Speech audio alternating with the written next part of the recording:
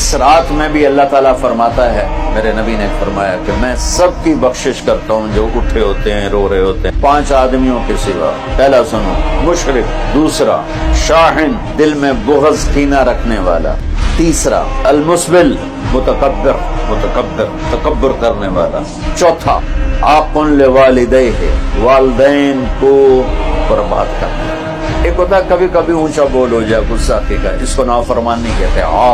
عاق ہوتا ہے پھاڑ دینا، ایسا پھاڑنا کہ جڑ نہ سکے، جو والدین کے جگر چیر دے اور ان کے کلیجے جلا دے، اس کی اس رات بخشش نہیں ہوتی۔ وَمُدْمِنُ خَمْرٍ، روز شراب پینے والا، عادی نشے والا، ایک اس کی بخشش نہیں ہوتی۔